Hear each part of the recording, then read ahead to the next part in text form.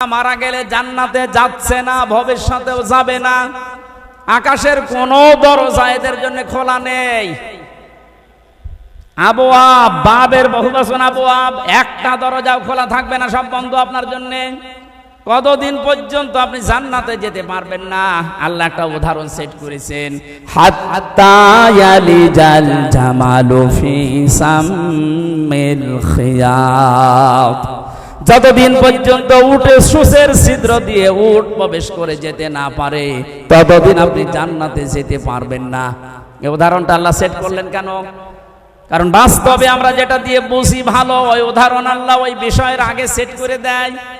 আমরা এটা বুঝলাম কোনদিন সুসের ওই ছিদ্র দিয়ে উট প্রবেশ করা সম্ভব? আরো জোরে বলেন। আল্লাহর কোরআন শোনার পরে যারা অহংকার করে মুখ ফিরিয়ে চলে যাচ্ছেন, জান্নাতে যাওয়া আপনার জন্য এইরকম অসম্ভব। ওয়াকাযালিকা নাজিজিল মুজরিমিন। আল্লাহ পাক বলেন, জালেম মুজরিম যারা, পাপিষ্ঠ যারা, এদেরকে আমি এভাবেই শাস্তি দিতে থাকব। লাহুম মিন জাহান্নামা মিহাদু ওয়া মিন ফাওকিহিম গাওয়াশ ওয়াকাযালিকা নাজিজিজ যালিমিন। এই মানুষগুলোকে যখন কবরে রাখা হবে, সঙ্গে সঙ্গে আমি আল্লাহ জাহান্নামের চাদর ওর গায়ে পরিয়ে দেব, বিছানা বিছিয়ে দেব জাহান্নামের আগুনের বিছানা। আজ এই সমস্ত জালেমগুলো আল্লাহর আয়াত অস্বীকারী, অহংকার করে মুখ ফিরিয়ে চলে যায় যারা, এরা মারা যাওয়ার পরে দেখি ওপরে ফুলের স্তূপ পড়ে যায়। ওপরে আপনি ফুল যতই দেন, নিচে আল্লাহ আগুন লাগিয়ে দেবে। এই জন্য আমাদের সাবধান, আমরা যেন এই দুইটা আচরণ না করি। কোরআন শোনার পরে আবার টান করে চলে যাওয়া, অহংকার করা। 3 নম্বরে আল্লাহ পাক বলেন, দুনিয়ায় যারা মাল সম্পদ জমা করত আর সংরক্ষিত করার জন্য যারা চেষ্টা চালাতো, জালেমরা যা করেছিল হাত ছাড়া হয়ে যাবে কোনোদিন ভাবে নাই। কথা বলেন না কেন? সারা জীবন মনে করেছিল এটা স্থায়ী, এ কোনো দিন আমার হাত থেকে যাবে না। দুনিয়ার জীবনটা এরকম। কোরআন জানাচ্ছে সূরা মারিজ, ওয়ালা ইয়াসআলু হামিমুন হামিমা ইউবাসসিরুনহুম ইয়াওয়াদ্দুল মুজরিমু লাউ ইয়াফতাদি মিন আযাবি ইয়াউমিযিম বিবানি। আল্লাহ পাক বলেন, ওই কিয়ামতে যখন আমি কঠিন সালসালা অবস্থা পয়দা করব, দৃশ্য দেখে সন্তান লজ্জা স্থান লাগবে না, পেট ফেটেই বের হয়ে পড়ে যাবে। পাগলের মতো মানুষ ছোটাছুটি করতে থাকবে, বন্ধু বন্ধুর পরিচয় না দিয়ে পালাবে, অথচ একজন আর একজনের সাথে দেখা হবে তাও পরিচয় দেবে না। মানুষ নিজেকে বাঁচাতে এত ব্যতিব্যস্ত হয়ে পড়বে, শেষ পর্যন্ত নিজের আদরের সন্তানকে মুক্তিপণ হিসাবে দিতে চাইবে। বাংলার মুসলমানেরা, এটা যে বাস্তবতা কত কঠিন। আমি যখন জেলখানায় বসে বসে আয়াতগুলো পড়েছি যে বিবানী সন্তানকে মানুষ নাকি মুক্তিপণ দিতে চাইবে, আমি নিজের সাথে মিলিয়ে দেখলাম না, এই আয়াতটা মিলছে না আমার সাথে। তখন আমার মেয়েটা 1 বছর বয়স ছিল, এখন ওর 4 বছর, ফারিহা জান্নাত। মাঝে মাঝে ওর কথা কল্পনায় নিয়ে এসে ভাবতাম, আল্লাহ ওর প্রতি তুমি আমার ভালোবাসা মহব্বত এত বেশি পয়দা করে দিয়েছো। আল্লাহ রাসূলের পরে পৃথিবীতে এখনো পর্যন্ত আমার এই ছোট মেয়েটা আমার কাছে আদরের। অথচ আল্লাহ বলছে কিয়ামতে ফারিহাকে, হামজা আমাকে বলবে, আল্লাহ দিয়ে দিলাম, আমাকে বাঁচাও, এটা বলবে।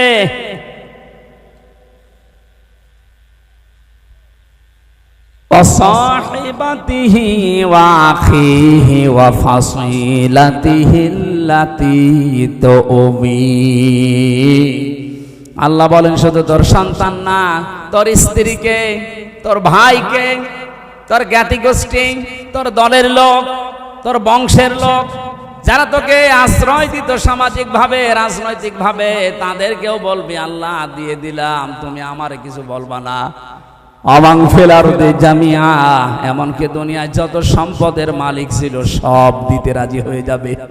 এটা আমি কালকে কোর্টে বুঝেছিলাম যে অমাং ফিল আরদি জামিআ, কালকে হাজী সেলিম হাউ মাউ করে কাঁদছিল, বলছে কত সম্পদের মালিক আপনারে বেনে ধরবে না, অথচ হাউ মাউ করে কাল আসামির ওই কাঠগড়ায় দাঁড়িয়ে কি কান্না, ওর মনে কথা তো বলতে পারে না। আমার মনে হচ্ছে যদি কথা বলতে পারতো সঠিকভাবে বলতো, বিচারপতি যা লাগে আমার সম্পদের সব নিয়ে যান, আমার এই অপমান থেকে বাঁচান।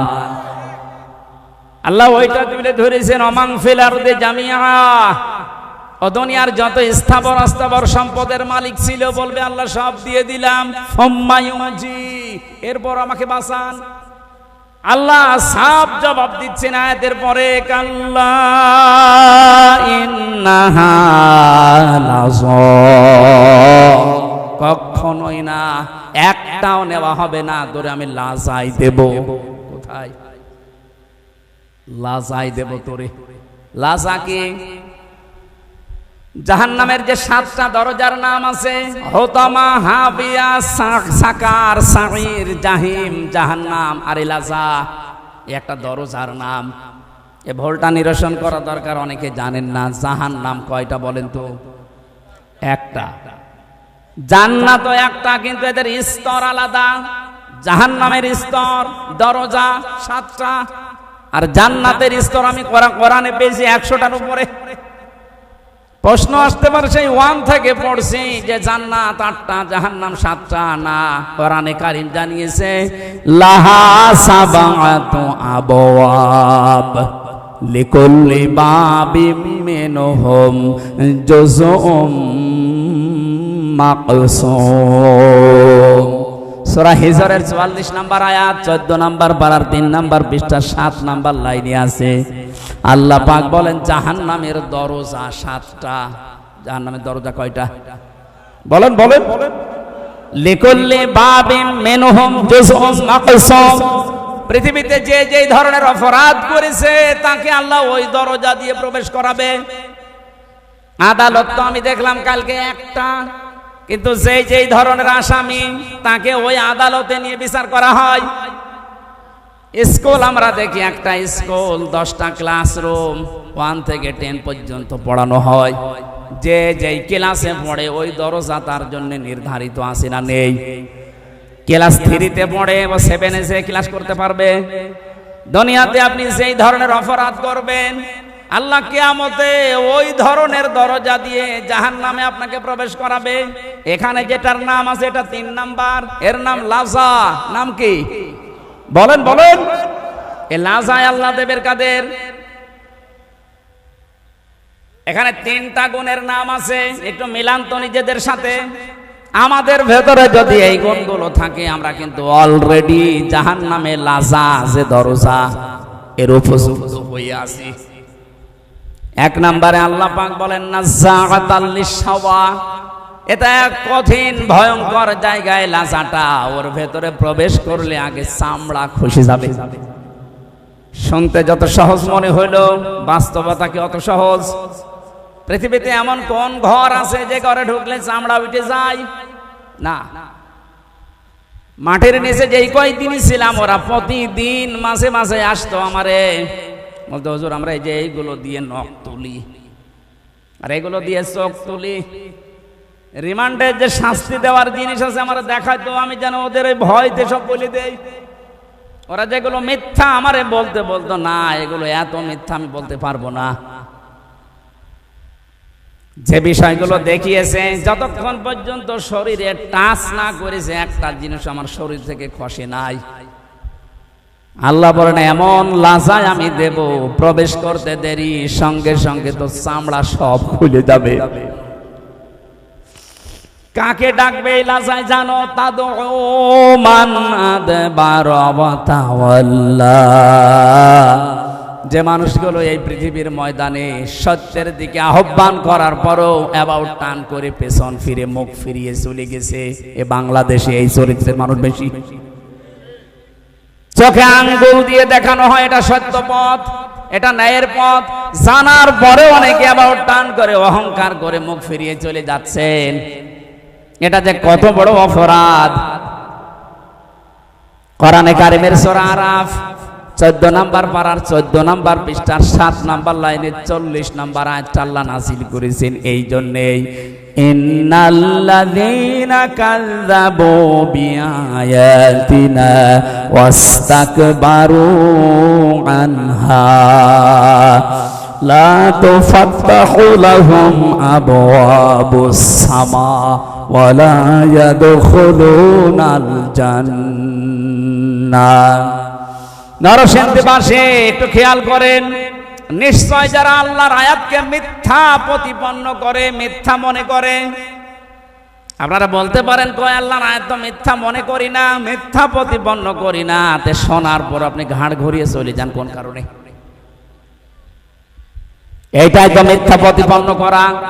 আস্তাকবারু আনহা, আল্লাহর আয়াত শোনার পরে অহংকার করে মুখ ফিরিয়ে চলে যাওয়ার সময় আবার টিটকারি মারতে মারতে যায়। কারণ জালেমদেরকে ক্ষমা করে দিলেও, জালেমদের জন্য দোয়া করলেও আল্লাহ নিজে জানিয়েছেন যে কবুল হবে না। আল্লাহু লা ইয়াহদিল কওমাস সালিমিন। পুরা কোরআনে বহু জায়গায় আয়াতটা আমি পেয়েছি। আল্লাহ বলেন আমি জালেমদেরকে পথ দেখাই না, হেদায়েত দেই না, দেবও না। ইয়াহদি এটা মোজারে, বর্তমান ভবিষ্যৎ, প্রেজেন্ট ফিউচার, দুইটা কাল নিয়ে আল্লাহ শব্দটা গঠন করে জানাতে চেয়েছেন। যেদিনে কোরআন নাযিল হয়েছে ওই দিন থেকে কিয়ামত পর্যন্ত কোন জালেমকে আল্লাহ পথ দেখান না, হেদায়েত দেন না, দেবেনও না। এই জন্য জালেমদের দুনিয়াও শেষ, আখেরাত তো শেষই। কারণ ওই ময়দানে আরো কঠিন হবে। আল্লাহ নিজে মামলার বাদী, উনি নিজে কেস করবে।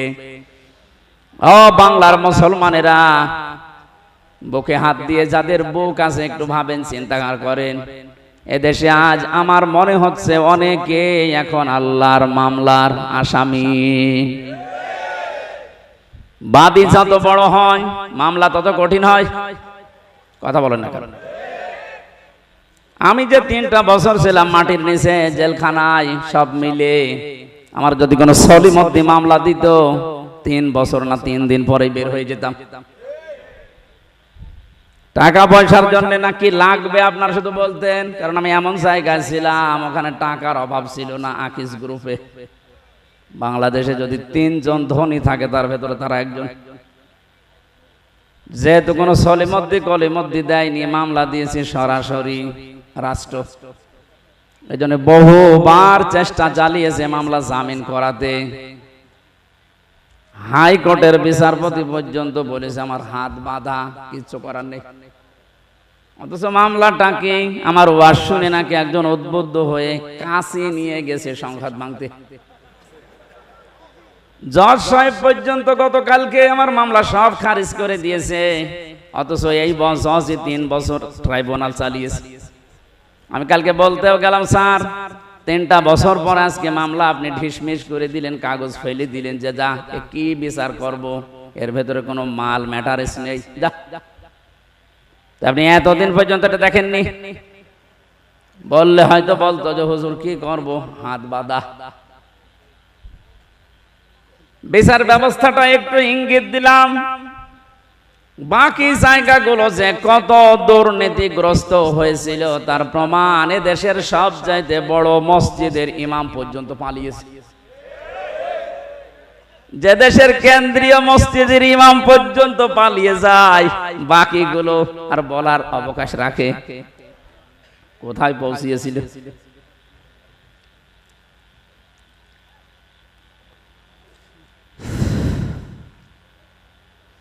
আমার মামলার বাদী যেহেতু প্রধানমন্ত্রী নিজে আলেমদের মামলার বাদী উনি ছিল, এই কারণে আমাদের জামিন নেই।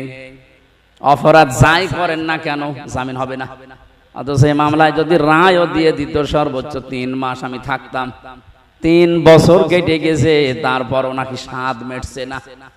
বলে এখনই ছেড়ে দেব, কি আইন দেখেন তো। আদালত দোষ চায়, আদালত দেখছে না, আমরা করব কি?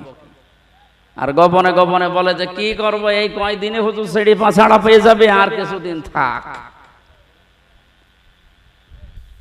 জালেমরা যখন ক্ষমতায় থাকে, চেয়ারে থাকে, মনে করে আল্লাহ মনে হয় দয়া করে মায়া করে ভালোবেসে আমাদের চেয়ারে বসিয়ে রেখেছে। ওয়ালা ইয়াহসাবান্নাল্লাযীনা কাফারু আন্নামা নুমলি লাহুম খায়রুল লিআনফুসিহিম ইন্নামা নুমলি লাহুম লিয়াজদাদু ইসমা ওয়ালাহুম আযাবুম মুহিন। সূরা আলে ইমরানে আছে, জালেমেরা ধারণা করে, মনে মনে করে আমাদেরকে আল্লাহ কল্যাণ করেন, ভালোবাসেন, মহব্বত করেন, এই জন্যই আমাদেরকে চেয়ারে বসিয়ে রেখেছে। আল্লাহ পাক বলেন না, ওদেরকে চেয়ারে বসিয়ে অপকর্মগুলো করার সুযোগ দিয়েছি যেন ওদের পাপ পরিপূর্ণ হয়ে যায়। বাস্তবতা এইটাই। 16 বছর বহু মহারথী চেষ্টা চালিয়েছে, কিছুই করতে পারে নাই। ছাত্রদের দ্বারা এটা হবে এদেশে কেউ কল্পনাও করে নাই। এগুলো শুধু ছাত্র না, আবাবিল পাখি যেমন আল্লাহ পাঠিয়েছিলেন, আমার মনে হয় এদের ভেতরে ওইরকম শক্তি আল্লাহ ভর করিয়ে দিয়েছে। লিয়াজদাদু ইসমা, কোরআন শরীফ 100 ভাগ সত্য। জালেমদের পাপ যখন পরিপূর্ণ হয়ে যায় তখন আল্লাহ পাক তার উপরে অ্যাকশন নেয়। অ্যাকশনটা কি? ওয়ালাহুম আযাবুম মুহিন, অপমানজনক শাস্তির ভেতরে একটার পর একটা ফেলতে থাকে। আপনি তাকান একটার দিকে একটা, দেখবেন একেবারে খাপের খাপ মিলে যাচ্ছে। এদেশে যদি কিচ্ছু না হয়, কালামানিকের যা হয়েছে, জীবন আমার ধন্য হয়ে গেছে। এত অপমান একজন বিচারপতি হতে পারে, অথচ ওই লোকটার রায়ের কারণে কোরআনের পাখি সাইদি সাহেবের যাবজ্জীবন জেল হয়েছিল। ওর মন ভরে নাই, ও লিখেছিল না আমি ফাঁসি দিতে পারলাম না, আমি দুঃখে।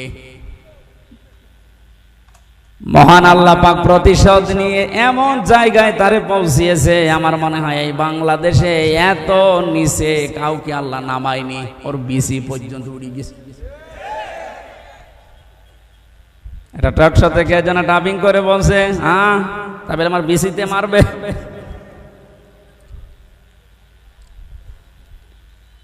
যারা যারা এই জুলুমের সাথে সম্পৃক্ত ছিল, আমি তো অন্যগুলোর কারণে হয়নি, যাদের কারণে হয়েছে এদেরকে যেন ছাড় দেওয়া না হয়। বিশেষ করে কাউন্টার টেররিজম বানিয়ে বাংলাদেশকে বিশ্বের দরবারে জঙ্গি আছে এই দেশে এই ধোয়া তুলে বহু মানুষকে বিনা অপরাধে গুম করে রেখেছিল। এই মনিরুল, আসাদুজ্জামান, ডিসি মান্নান, এদেরকে যদি বিচার না করে এভাবে ছেড়ে দেন, কিছুদিন পরে দেখবেন এর পেট থেকে যেটা আসবে ওটা আরো বড় হারামি হবে। এটা আমি বানালাম। হযরত নূহ আলাইহিস সালাম দোয়া করেছিলেন, আকালা নূহুর রাব্বি লা তাযার আলাল আরদি মিনাল কাফিরিনা দাজ্জারা ইন্নাকা ইন তাযারহুম ইউদিল্লু ইবাদাকা ওয়ালা ইয়ালিদু ইল্লা ফাজিরান কাফফারা।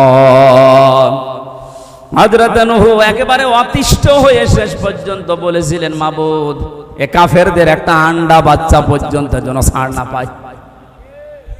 ওদেরকে তো তুমি শেষ করবে, ওদের বাচ্চারা যেন না থাকে। ওদের আন্ডা বাচ্চা যেটা থাকবে, ওর পেট থেকে যারা আসবে পরবর্তীতে ওরাও তোমার বান্দাদেরকে বিপদগামী করবে।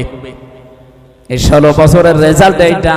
এদের পেট থেকে যেগুলো আসে ওইগুলো ডবল হারামি হয়। গতকালকে আমার সামনে তুলছিল হাজী সেলিমকে, ওই যে ফেরেশতা দেখলাম, শয়তানও অত নিচে নামে নাই, মুখ দিয়ে কথা বের হয় না, নৌকা বলতে গেলে হৌকা বলে ফেলে। অথচ ওর চরিত্র কত খারাপ, কালকে মানুষ এই কোর্টে নেওয়ার সময় অনেকগুলো দেখিয়েছে। এ মুরব্বী মানুষ, শরীর চলে না, প্রতিবন্ধী শুনলাম, অবৈধ মেয়ে লোক ছাড়া ওর রাত কাটে না। তো নামের আগে দেখিয়েছেন হাজী সেলিম। এর অবস্থায় যদি এই হয় শরীর চলে না, যাদের শরীর অল্প একটু চলে তাদের অবস্থা কত নিচে আপনি কল্পনাও করতে পারবেন না।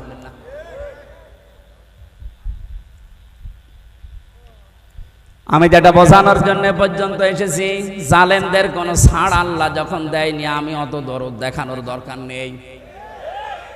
কারণ জালেমদের দুনিয়াও শেষ, আখেরাতও শেষ। আপনার কি মনে হয় আল্লাহ যার নিজের মামলার বাদী, সে কার কাছে মুক্তি পাবে বলেন? আল্লাহ নিজে রায় দেবেন, নিজে বিচারপতি, নিজেই বাদী। ওর আর মাপ পাওয়ার, ক্ষমা পাওয়ার, ছাড় পাওয়ার কোন সম্ভাবনা আছে? জালেম যারা ছিলেন, তাদের দোসর যারা দুনিয়াও শেষ করে ফেলেছেন, আখেরাত তো শেষই। ওয়ায়াবগুনা ফিল আরদি বিগাইরিল হক। 2 নম্বরে আল্লাহ মামলা দেবে, কেস করবে তাদের বিরুদ্ধে। এই ভালো করে শুনুন, আল্লাহ নিজে মামলা দেবে, কেস করবে, অভিযোগ দায়ের করবেন 2 নম্বরে তাদের বিরুদ্ধে, যারা পৃথিবী শান্ত হয়ে যাওয়ার পরে আবার বিশৃঙ্খলা তৈরি করার জন্য বিদ্রোহ করে। এই 5 তারিখের পর থেকে এই 3 তারিখ পর্যন্ত যেটা 7-8 বার হয়ে গেল, সংখ্যালঘু নাম দিয়ে হিন্দুদের দিয়ে চালিয়েছিল, কিন্তু হালে পানি দেয়নি। এই কথা বলে না কেন? এরপরে আনসারদের দিয়ে, তাও মানেনি। এদেশের জনগণ এবং ছাত্ররা সজাগ ছিল, এজন্য সব বলে দিয়েছে যে আমাদেরকে এগুলো করাচ্ছে, আপনি করতে গেলেন কেন? দেশটা তো বেশ শান্ত হয়ে যাচ্ছে। এদেশকে উপরে তোলার জন্য কিছু করার দরকার নেই, শুধু এই দরবেশের মতো যারা টাকা পাচার করেছে এই টাকাগুলো নিয়ে আসেন, এমনি দেশ দাঁড়িয়ে যাবে। 36,000 কোটি টাকায় দরবেশের, অথচ পদ্মা সেতু মাত্র 32,000 কোটি টাকা লেগেছে। ও টাকাগুলো আসলে ওরকম সেতু আরেকটা বানানো যাবে। দরবেশের অবস্থা যদি এই হয়, বাকি যেগুলো দরবেশ না, ধরবেশ, তাদের অবস্থা কি বলেন তো? আমি কয়েকদিন আগেও বাইরের কয়েকটা রাষ্ট্র ঘুরে আসলাম, ওদের যে বেগম পাড়া দৃশ্য দেখলে চোখ কপালে উঠে যাবে। কি করেছে কি তারা!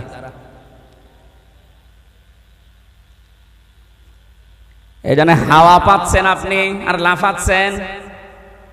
আপনি যার বিরুদ্ধে বিদ্রোহ করছেন, আমি তার পক্ষে না, কিন্তু আপনি জানেন বাস্তবতা কি। ইউনূসের বাবারও ক্ষমতা নেই জায়গায় টিকে থাকা, ওনার পেছনে যে দেওয়াল আছে আপনি জানেন। আমার এই যে মোবাইল দেখতে পাচ্ছেন, এটা কালকে আদালত দিয়েছে 3 বছর পর। এখানে যদি কল আসে, সর্বোচ্চ জনাব তারেক জিয়ার পিএস অপু ভাই আমার সাথে জেলে ছিল 3 বছর, খুব বেশি হলেও উনি কল দিতে পারে। কথা বলছেন না? সর্বোচ্চ বাংলাদেশে আমার মনে হয় খুব বেশি থেকে বেশি হলেও জামাত ইসলামের যিনি আমির আছে ডাক্তার শফিকুর রহমান, উনি দিতে পারে। আর ডক্টর ইউনূসের মোবাইলে কল আসে কোথা থেকে জানেন আপনি? ওনার মোবাইলে কল দেয় জো বাইডেন, বারাক ওবামা। আপনি টের পাচ্ছেন? আন্দাজে লাফাচ্ছেন? আমি শুধু ইঙ্গিত দিলাম, নিচে নামলাম না। আপনি আশা করি বুঝে ফেলেছেন। বাস্তবতা কিন্তু এইটাই। একটা হুঙ্কারে ভারত কিন্তু জড়সড় হয়ে গিয়েছিল। উনি যে বলেছিলেন ক্ষমতাটা পাওয়ার পরে যে 7 সিস্টার কিন্তু আস্ত রাখবো না, ওনার কথা না, ওটা ওনাকে দিয়ে বলা হয়েছে। ওরকম কথা আমি বললে কোনো গুরুত্ব দিত ভারত? কথা বলেন। ও কথাটা যার মুখ দিয়ে বেরিয়েছে তার মোবাইলে কল আসে কোন জায়গা থেকে আপনি টের পাচ্ছেন? মালয়েশিয়া ছিলাম কয়েকদিন আগে, ওখানে যাদের জাতীয় অনুষ্ঠান যেগুলো হয়, সারা বিশ্ব থেকে যে 10 জন মানুষকে ওরা দাওয়াত দেয়, তার ভেতরে বাংলাদেশে একজন, শেখ হাসিনা। গোনাই ধরে না। ওখানে দাওয়াত পেয়েছে বাংলাদেশে ডক্টর ইউনূস, ভারত থেকে পেয়েছে শাহরুখ খান। এইরকম মানের সারা বিশ্বের ভেতরে 10 জন মানুষের তালিকা আমি পেয়েছি, তার ভেতর ওনার নাম আছে। যে বিশৃঙ্খলা তৈরি করে বিদ্রোহ করে আন্দাজে যা তা করবেন, মনে হচ্ছে ছাড় পেয়ে যাবেন। উনি কথা বলে কম, কাজ করে কিন্তু বেশি। এই জন্য সাবধান করলাম, আমি জানি যেহেতু বিষয়টা, এই জন্য বলছি। আর ওটা তাই বাদই দিলাম। আপনি এই যে শান্ত হয়ে যাওয়ার পরে বিশৃঙ্খলা করে কেন? এতদিন এই আনসাররা কোথায় ছিল? 15 বছর আপনি তো কোনোদিন মাঠে নামেননি। আপনার এত বড় আদায় করা দরকার। 15 বছর কোথায় ছিলেন আপনি? 9 সাল থেকে শুরু করে 24 সাল পর্যন্ত 42,000 আনসার নিয়োগ হয়েছে, তার 35,000 হচ্ছে গোপালগঞ্জে। ইয়ার ক্যামেরা জায়গা পান না। আর আমরা কি এই 63 জেলার লোক সব ঘাস কাটছি? কি করেননি বলেন?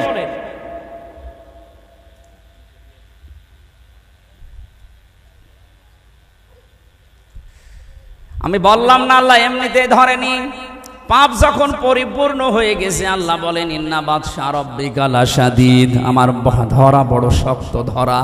আমি যদি সত্যিই কাউকে ধরি, ফেরাউনকে আল্লাহ স্বৈরাচারী হওয়ার কারণে ধরেছিল, ও কিন্তু শেষ পর্যন্ত বলেছিল আন্নাহু লা ইলাহা ইল্লাল্লাজি, ইল্লাল্লাহ বলতে পারে না।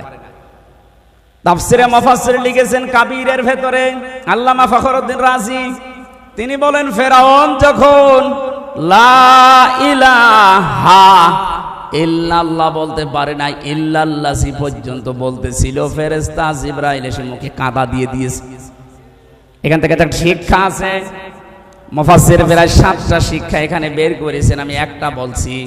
যারা জেনে জেনে অপরাধ করে, ফেরাউন কিন্তু না জেনে দোষ করে নাই, অপরাধ করে নাই, ও জেনে বুঝে দোষ করেছিল। ও যে অত্যাচার করেছিল জনগণের উপরে, ও যে স্বৈরাচার হয়েছিল, জেনে বুঝে হয়েছিল। এজন্য পাপ যখন পরিপূর্ণ হয়ে যায়, ওই সময় যদি মানুষ ভালো হতেও চায়, আল্লাহ তাকে আর নেয় না। এজন্য আপনাদেরও শিক্ষা নেওয়া লাগবে। পাপ যদি আমাদের পরিপূর্ণ হয়ে যায়, অনেকে মনে করে যা করে করি শেষে একবার হজ করে ভালো হয়ে যাব। আপনার হজ বরাতে থাকলে তো এমন ভাবে আল্লাহ ধরবেন, চোখের পলক পড়ানোর সময় দেবেন না। আলা তাহসাবান্নাল্লাহা গাফিলান আম্মা ইয়ামালুস সালিমুন ইন্নামা ইউআখিরুহুম লিয়াউমিন তাশখাসু ফীহিল আবসার। সূরা ইব্রাহিমের 42 নম্বর আয়াতে আছে, আল্লাহ পাক বলেন নবী আপনি কি মনে করেন যে জালেমদের সম্পর্কে আমি কোনো খোঁজ রাখি না? ভালো করে শোনেন, এ পৃথিবীতে সবচাইতে বেশি তীক্ষ্ণ নজর আমি আল্লাহর জালেমদের প্রতি। কাদের প্রতি? এই জন্য জালেম যেন হয়ে না যায়। ইত্তাকি দাওয়াতাল মাজলুম, নবীজি বারবার কথা জানিয়েছেন উম্মতের আর চাই করো মাজলুমের বরদুয়া থেকে নিজেকে বাঁচিয়ে রাখবা। ফাইন্নাহা লাইসা বাইনাহু ওয়া বাইনাল্লাহি হিজাব, কারণ মাজলুমের বরদুয়া আর আল্লাহর ভেতরে কোনো হিজাব পর্দা থাকে না, সরাসরি কবুল হয়ে যায়। মাটির নিচে যখন আমার চোখ কালো কাপড় দিয়ে বেঁধে, হাত পেছনে হ্যান্ডকাপ দিয়ে বেঁধে রেখে, পায়ে ডান্ডা বেড়ি দিয়ে, মাথায় দড়ি দিয়ে 11 ঘন্টা টাঙিয়েছিল, এত অসহায় মনে হচ্ছিল মাটির ওই নিচের ঘরে, যেহেতু আসি নিজে মাজলুম অবস্থায় অসহায়, মন থেকে বলেছিলাম আল্লাহ যা যা করছে আমি বিশ্বাস করি, নবীর কথা 100 ভাগ সত্য, তোমার কথাও 100 ভাগ সত্য, তুমি দয়া করে আমাকে কিছু দেখিও। আল্লাহ দেখিয়েছেন। যেই কয়জন অত্যাচার করেছিল, কালকেও এক মামলার আইবুকে কল দিয়েছিলাম, হাও মাও করে কাঁদছে, আর এখন আমার এই উল্টো করে স্যার বলছে। স্যার কি করা লাগবে? কি করা লাগবে মানে আমার বাবার কাছ থেকে যে 10 লাখ টাকা নিলে বললে আর মামলা দেব না, ওই টাকা ফেরত দাও।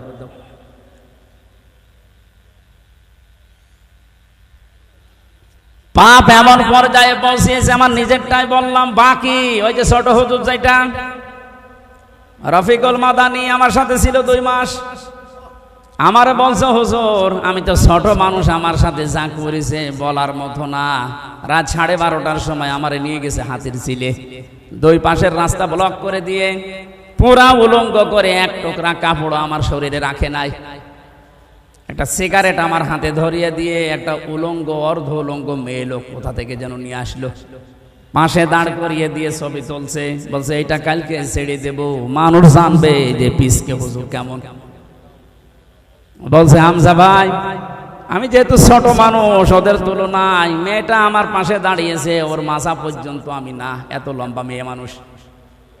যতগুলো এসআই ছবি তুলছিল অট্ট হাসিতে সব ফেটে পড়ছে। একজনকে ভাই বললাম যে আমি তো অসহায়, আপনি যা করছেন এগুলোকে হারুন স্যার জানে। যে হারুন আঙ্কেল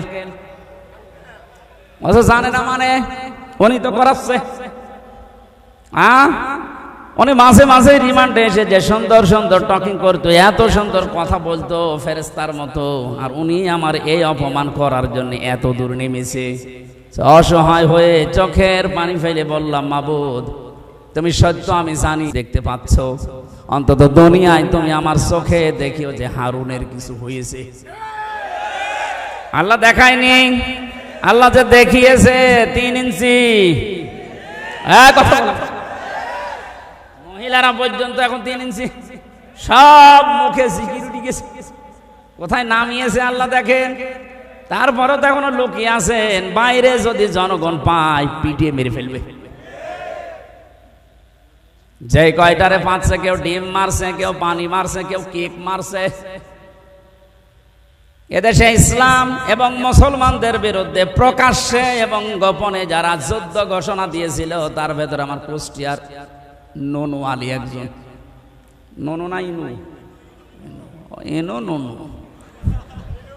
শয়তানের উপরে এত রাগ মানুষের, আদালতে তোলার সময় একজন দিয়েছে 1 লাথি। কালকে হাজিরা দিতে গিয়ে ওই পুলিশগুলোর সাথে দেখা, গারদে নিয়ে গেল আমারে, ভেতরে এসে বলছে, হুজুর কতদিন আসেননি? আমাকে কি করতে আসবো আবার?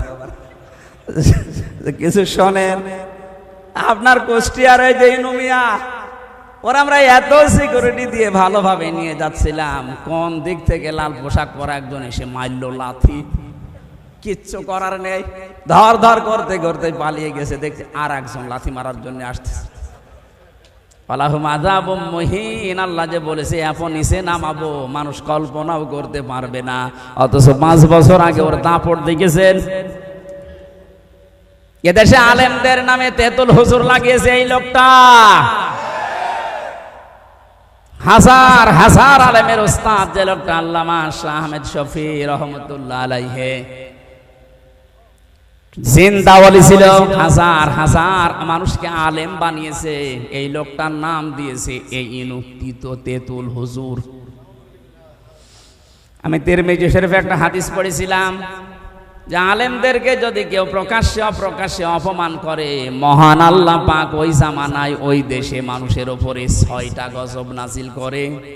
তার ভেতরে 1 নম্বরে যারাই অপমান করবে তাদেরকে এত নিচে নামাবে, পৃথিবী অবাক হয়ে দেখবে যে হচ্ছে কি। এটার যে বাস্তব প্রমাণ, মানে ইনুকে দেখলাম আর এই কালামানিককে দেখলাম।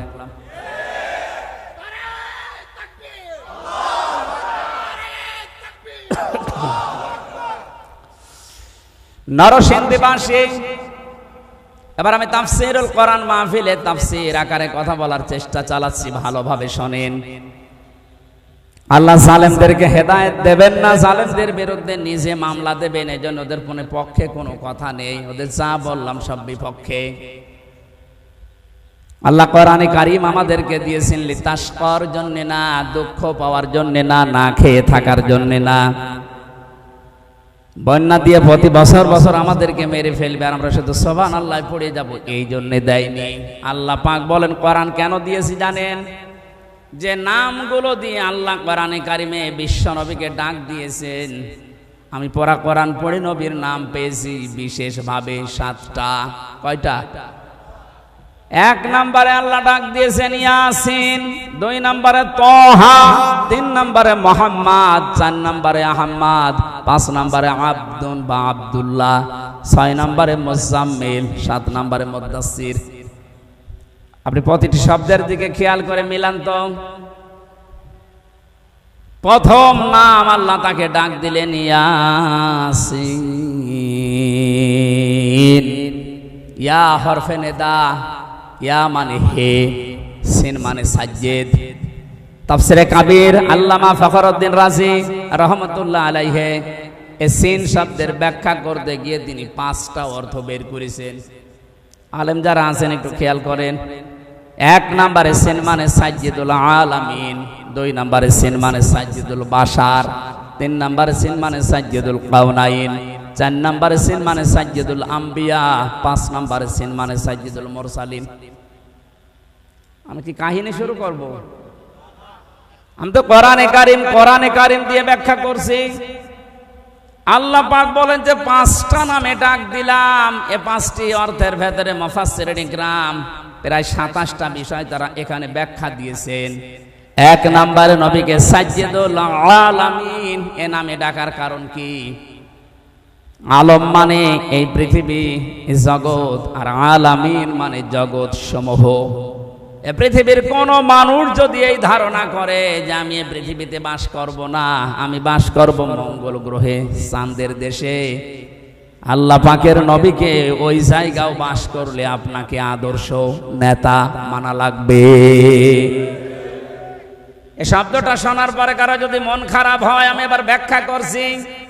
এতানাজ্জালুল আমরু বাইনাহুন্না, সূরা তালাকের ভেতরে আছে প্রত্যেকটি জগতে আল্লাহর বিধিবিধান নাজিল হচ্ছে। যেখানে যেরকম সৃষ্টি আছে ওই সৃষ্টির জন্য আল্লাহর বিধান ওই রকম। এই পৃথিবীতে যেহেতু আমরা মানুষ, আমাদের জন্য জীবন চালাতে যা লাগে আল্লাহ এই রকম বিধিবিধান দিয়েছেন এই কোরআনে। কথা বুঝতেছে? কিন্তু বিশ্ব নবীর ক্ষেত্রে সাইয়্যিদুল আলামিন দিয়ে জানিয়েছেন শুধুমাত্র এ দুনিয়া না, শুধুমাত্র মঙ্গল গ্রহ না, শুধুমাত্র চাঁদের দেশ না, যত জগৎ আল্লাহ বানিয়েছেন যেখানে আপনি বসবাস করেন না কেন ওখানে নবী বাদ দিয়ে অন্য কাউকে আপনি মানতে পারবেন না। শব্দটা শুনতে যত ছোট মনে হচ্ছে, বিষয়টা অত ছোট না। আজ কথাটা উল্টিয়ে ডাইভার্ট করার জন্য মানুষ বলে হুজুর এটা রাজনীতি। কিসের রাজনীতি? এই বিষয়টা যদি কালো ক্লিয়ার না থাকে, এই কোন দিকে তাকিয়ে আছে, এটা যদি কারো ক্লিয়ার না হয় সে মরণের পরে ধরা খাবে। আল আদাবুল মুফরাদের 6 নম্বর হাদিসের ভেতরে 3 নম্বর পয়েন্ট আছে। এটা পৃথিবীতে যে মানুষগুলোর আদর্শ নেতা মুহাম্মদুর রাসূলুল্লাহ ছিল না, ওই লোকটা বিনা হিসাবে বিনা বিচারে জাহান্নামে যাবে। এটা তো আমি বানালাম নাকি? হ্যাঁ, মরণের পরে এটা তো আপনারা মানেন যে 3টা প্রশ্ন করা হবে, মার রব্বুকা মা দীনুকা মান হাজার রাজুল। এই কথা বলছেন না? যে লোকটা বলবে রব্বি আল্লাহ, আমার রব আল্লাহ, দীনুন আল ইসলাম, আমার জীবন ব্যবস্থা ইসলাম, যখন এই নবীকে সামনে নিয়ে বলা হবে মান হাজার রাজুল, তখন কি বলবেন? আপনি যদি বলতে পারেন হাযা নাবিয়ুনা মুহাম্মাদুর রাসূলুল্লাহ, এটা বলতে হলে অবশ্যই তার আদর্শ দুনিয়ায় আপনাকে মানায় লাগবে, মাস্ট বি। কথা বলেন না কেন? আমি সহ এখানে যারা বসে আছে ছোট বড় অধিকাংশ মানুষ আমরা জানি ইয়াসিন এই সূরা পড়লে 10 খতম কোরআন শরীফ পড়ার সওয়াব হয়।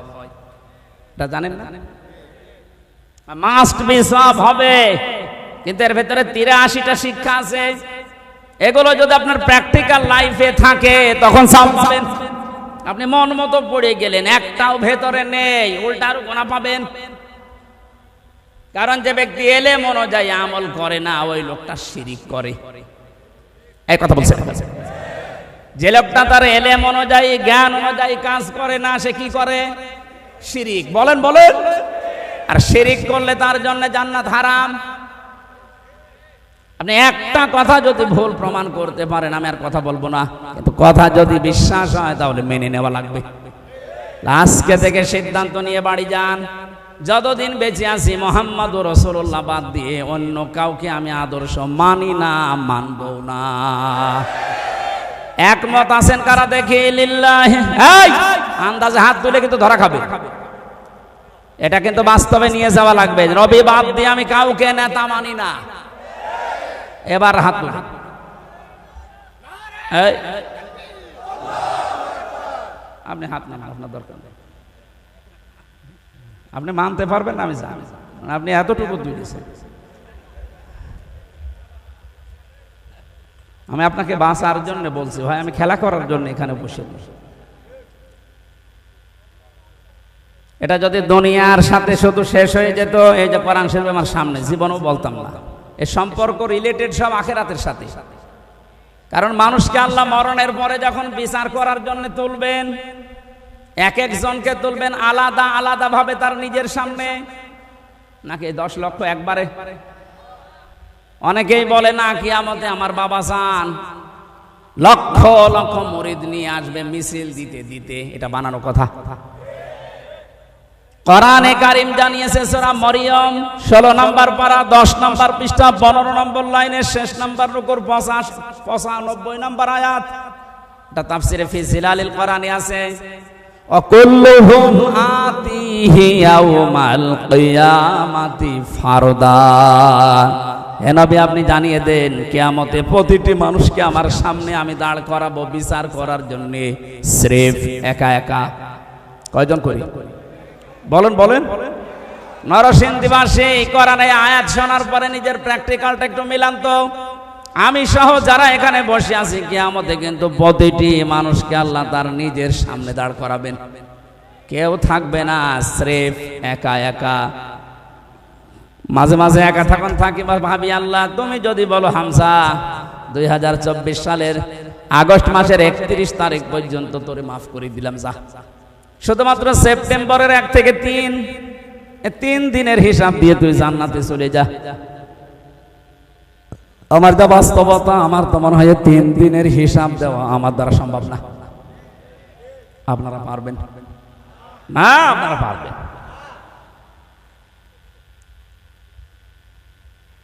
বিচারের যে সিস্টেমগুলো ধাপগুলো আমি কোরআনে পেয়েছি, আল্লাহর বিচারে কোনো অবিচার বলতে কিছু নেই, এটা মানেন তো? আল্লাহর বিচারে কোনো অবিচার বলেন বলেন। আল্লাহর বিচারে ন্যায় বিচার যদি উনি করেন কেউ জান্নাত পাবে না। আল্লাহ যদি ন্যায় বিচারও কারো সাথে করে জান্নাতে যাওয়া সম্ভব না, কারণ 1 গ্লাস পানির হিসাবও দিতে পারবেন না। আল্লাহর কাছে মাপ পাওয়ার জন্য, বাঁচার জন্য একটা উপায় আছে, উনি যদি দয়া করে ক্ষমা করে দেয়। এজন্য কাবা শরীফ যখন তাওয়াফ করছিলাম 6ষ্ঠ চক্কর একটা দোয়া আমার মনে এসেছে, আল্লাহুম্মা ইন্না আলাইয়া হুকুকান ফিমা বাইনি ওয়া বাইনিকা। আল্লাহর কাছে বলা হচ্ছে রব্বুল আলামিন কাবা আমার সামনে, আমি তোমার গোলাম, তুমি আমার মালিক, আমি গোলাম হিসাবে তুমি আমাকে বহু কিছু দিয়েছো, নেই থেকে তুমি আমারে হামজা বানিয়েছো, কিন্তু তুমি আমার মালিক হিসাবে আমি গোলামের কাছে, আমি দাসের কাছে তো তুমি অনেক কিছু পাবে, আমি তো কিছুই দিতে পারলাম না। একটা রাস্তা আমার খোলা আছে, আল্লাহ তুমি এই কাবার সামনে নিয়ে বলছি দয়া করে আমারে মাফ করে দাও। ও নরসিংদীবাসী, হিসাব শুধু নাম শুনেছি, জীবনে কোনোদিন কে সম্মুখীন হয়েছি আমরা? এটা যে কত বড় কঠিন, যারা এই চিন্তায় থাকতো তাদের জীবনই আল্লাহ পাল্টিয়ে দিয়েছে। খলিফাতুল মুসলিমিন হযরত ওমর রাদিয়াল্লাহু তাআলা আনহু তার সন্তানটাকে মাদ্রাসায় দিয়ে আসলেন আব্দুল্লাহ, ওখানে প্রধান বিচারপতি হযরতে আলীর সন্তান হোসাইনও পড়ে, বারবার কলম ফেলে দিচ্ছে, ডাক দিয়ে বলে আব্দুল্লাহ তুলে দাও তুলে দাও তুলে দাও। 3 বার বলার পর ওনার কাছে রাগ হয়ে বলে হোসাইন তুমি বারবার কলম ফেলে দাও, আমারে তুলতে বলো, আমি কি তোমার খাদেম চাকর নাকি? হযরত হোসাইন মুশফসকে বলেই ফেলেছেন যে তুমি শুধু চাকর না, তুমি চাকরের বাচ্চা চাকর। ছোট মানুষ তো বোঝে নাই কথার অর্থ, একবারে বাড়িতে গেছে, তার বাবা কিন্তু দেশের প্রেসিডেন্ট, ডাক দিয়ে বলছে আব্বা আমি আর মাদ্রাসায় যাব না। কেন? হোসাইন আমারে গালি দিয়েছে, শুধু আমাকে না তোমাকেও ছোট করেছে। চাকরের বাচ্চা চাকর বলেছে, এতগুলো মানুষের সামনে তুমি বিচার করো, নাই মাদ্রাসায় পড়া আমি যাব না। ঠিক আছে এখন না, জমার দিন বিচার করব। জমার দিন যখন হাজারো মানুষ সামনে বক্তব্য দেওয়ার সময় তিনি বললেন সাহাবীরা আমি একটা বিচার করব, হোসাইন এখানে আসো, হ্যাঁ সামনে আসো। ডাক দিয়ে বললেন তুমি আমার সন্তানটাকে চাকরের বাচ্চা চাকর বলে গালি দিয়েছো, খাদেমের বাচ্চা বলে। হযরত হোসাইন বললেন হ্যাঁ, কেন বললে? হযরত হোসাইন বলে খলিফা বুকে হাত দিয়ে বলেন তো আপনি কি আমার নানার খাদেম ছিলেন না?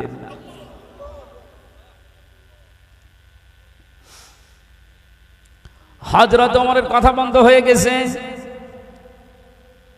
ডাক দিয়ে বলে হোসাইন হ্যাঁ আমি তো এভাবে ভাবিনি, আমি তো খাদেমি ছিলাম। কিন্তু তুমি কি এই কথাটা লিখে দিতে পারবা? কাগজ কলম নিয়ে আসেন।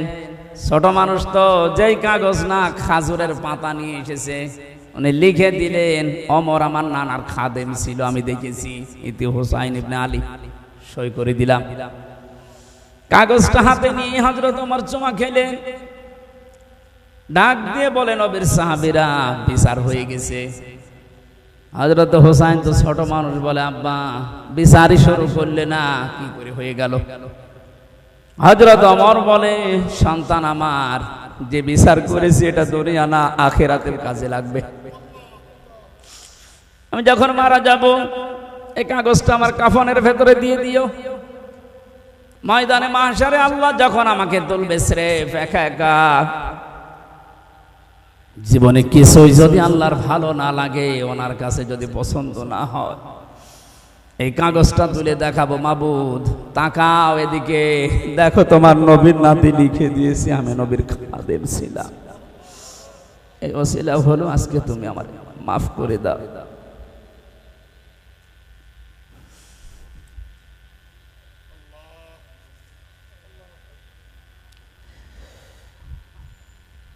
শুধু শুনেছি কিয়ামত, এটা বাস্তবতা এখন অনুধাবন করেননি। এটাতে কত বড় কঠিন বিষয়। বিশ্ব নবী নিজে প্রতিদিন 100 বার করে বলতেন, আল্লাহ তুমি আর চাই করো, আমার হিসাবটা তুমি সহজ করে দিও। আকাশের তারকা দেখতে পান, নবীজি জানিয়েছেন, কেউ যদি আকাশের তারকা গণনা করে একদিন হয়তো শেষ করে ফেলবে। কিন্তু হযরত ওমর 26 বছর বয়সে মুসলমান হয়ে কয়েক বছরে যত নেকির কাজের আঞ্জাম দিয়েছে, কিয়ামত পর্যন্ত কেউ যদি হযরত ওমরের নেকি গণনা করে কোনোদিন শেষ হবে না। এ দুনিয়াতে জান্নাতের গ্যারান্টি পেয়েছে জীবিত অবস্থায় 10 জন, তার ভেতরে হযরত ওমর 2 নম্বরে। জান্নাতের দরজাগুলো তাকে ডাকতে থাকবে। এত বড় জায়গায় তিনি আছেন, এত বড় পাওয়ারফুল মানুষ, অথচ কিয়ামতে আল্লাহর সামনে দাঁড়াবে কি নিয়ে, এই নিয়ে চিন্তায় আছে। আমরা কোথায় আছি?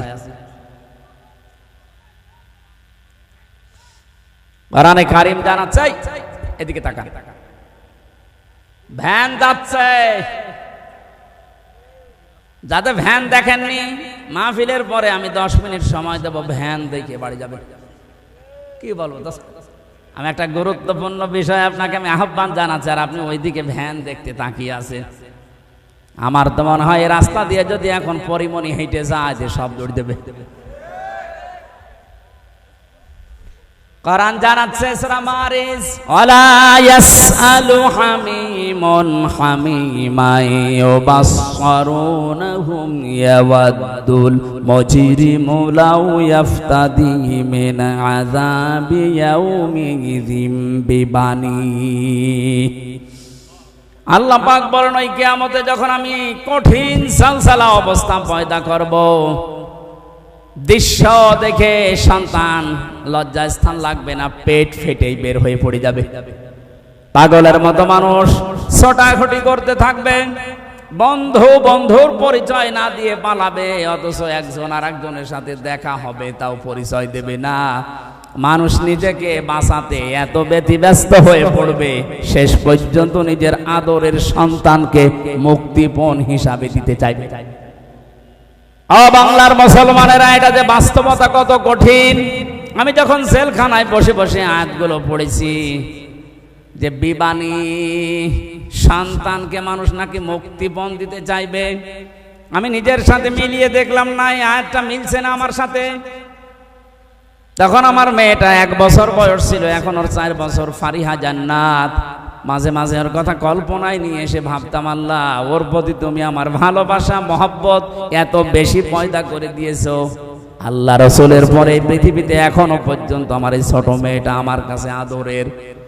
অথচ আল্লাহ বলছে কিয়ামতে ফারিহাকে, হামজা আমাকে বলবে, আল্লাহ দিয়ে দিলাম, আমাকে বাঁচাও, এটা বলবে।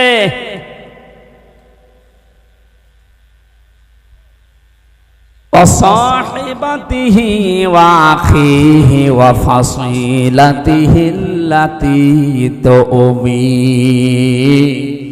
আল্লাহ বলেন শুধু তোর সন্তান না, তোর স্ত্রীকে, তোর ভাইকে, তোর জ্ঞাতি গোষ্ঠী, তোর দলের লোক, তোর বংশের লোক, যারা তোকে আশ্রয় দিত সামাজিক ভাবে, রাজনৈতিক ভাবে, তাদেরকেও বলবি আল্লাহ দিয়ে দিলাম, তুমি আমারে কিছু বলবা না। অমাং ফিল আরদি জামিআ, এমনকি দুনিয়ায় যত সম্পদের মালিক ছিল সব দিতে রাজি হয়ে যাবে।